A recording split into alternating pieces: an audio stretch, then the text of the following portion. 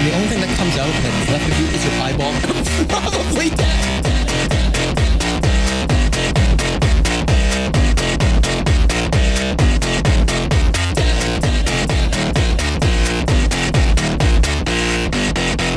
You still got like this part of your finger left.